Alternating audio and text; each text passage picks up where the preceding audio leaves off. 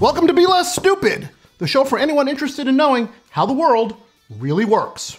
Our top story was trending this week on Facebook. The New England Journal of Medicine reports that 26% of Americans aged 75 to 85 were still sexually active, many having sex 2 or 3 times a month or more. Which means only one thing. Hey, everyone watching this show, there's a 1 in 4 chance that your parents, that's right, your parents, are having sex right now. Reach for a comment. People whose parents are having sex right now said, "Oh my God, please stop. Please, I'm begging you, stop." And now, a Be Less Stupid investigation. According to a Princeton University study, when we meet someone new, it takes our brain just 1/10 of a second to decide if that person is attractive and trustworthy. Our brain is even faster if that person is Ted Cruz.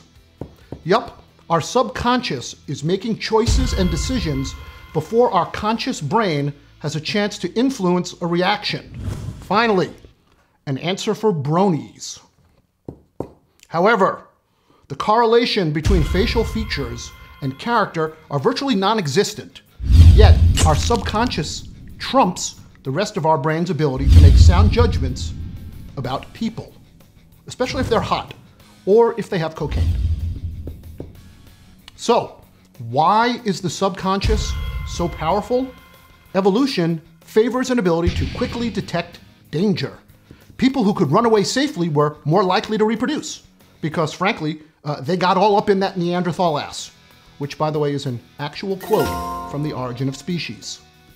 Anyway, I wanted to see if a group of people making snap judgments in the absence of information could then have their minds changed depending on the type of information that they were subsequently given.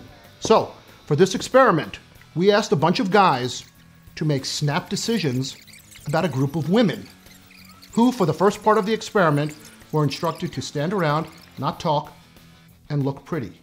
It's the same set of instructions that Donald gives to Melania Trump. Up first, the guys were asked, who do they find the most attractive? And all they had to consider was looks. The guys weren't permitted to talk to the women. Yes, that was vital for the experiment, but also the ladies insisted. No surprise, each of the women got 20% of the votes for most attractive, which quite frankly makes sense to me. Each are empirically attractive, although none as beautiful as my wife, which I'm officially not obligated to say, or saying because she watches the show or could walk into the garage at any second where we're taping and turn this whole thing off. Anyway, next we asked the guys, who do you think is the most intelligent? And what we wanted to see is if guys would project intelligence onto the women they also found attractive. You see, scientists have long known of our tendency to attribute positive qualities to attractive people. Otherwise, in Gotham City, it would be the Joker who would be the hero, and Batman would be the villain. Okay, but why? Why do we link beauty and intelligence? Well, there are 2 theories. Here is the first.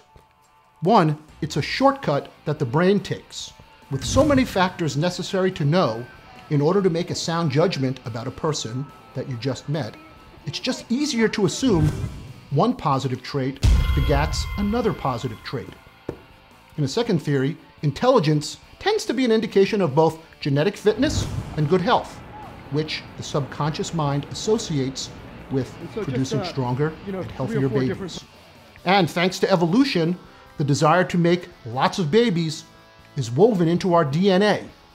And the desire to make babies is even more powerful among all those families who want to star in a TLC channel reality shitstorm. So, here's the results from our experiment. The percentage of men who chose the same woman to be both the prettiest and the smartest, nearly 25%. And now, the elements for everyone following the presidential race. Next, we told some of the guys who participated in the experiment one bad thing about each of the women. For example, they were told one of the women was married 3 times, another had a DUI, one was a former meth addict, and worse, one likes to take dates to see Renee Zellweger movies. Yeah, that is the worst. Then we compared the results of the 2 groups, the men making decisions without info and the men given the one bad fact. Both groups found the same women attractive in pretty much the same percentages, meaning men like what they like regardless. So if a guy is attracted to a woman with, say, big breasts, red hair, and long legs, he's not suddenly less attracted to her when he finds out that in order to have sex with her, he has to sit through all 9 hours of the Bridget Jones trilogy. Next, given today's Mad Max Fury Road meets WrestleMania electoral climate, I thought I had a fact that might actually change a man's mind about a woman he previously found attractive. And that fact? Her politics. So the question is, will a guy find a woman less attractive once he finds out that she's got a first-class ticket on the Trump train, hotel, and casino to Bronzertown? So at the end of the questionnaire, we told the guys that the women were lined up from left to right according to their political leanings. That the most liberal woman, the one most likely supporting a Bernie Sanders type, was on the far left. And the woman who was the most conservative and likely a Trump supporter was on the far right. And the percentage of guys who changed their opinion on attraction, who picked a new best-looking woman once they discovered his original choice's politics, 25%. Look, clearly, there is a lot more work to be done on this particular subject. I've done my part. Perhaps now actual scientists under laboratory conditions will take a stab rather than doing it within footsteps of a Ben & Jerry's. Anyway, you got a comment? Leave it below. If you like the show, please share it with your friends. That's how we spread the love. Also, I would like to encourage you to check out my 3 other series, This Versus That, Get Sexxx Tonight, and Pizza with Writers. There's more than 20+ hours of original content. And if you use the promo code SAVE20% now at checkout, you will save 20% now. And remember, all the shows are uncensored, so you'll love that.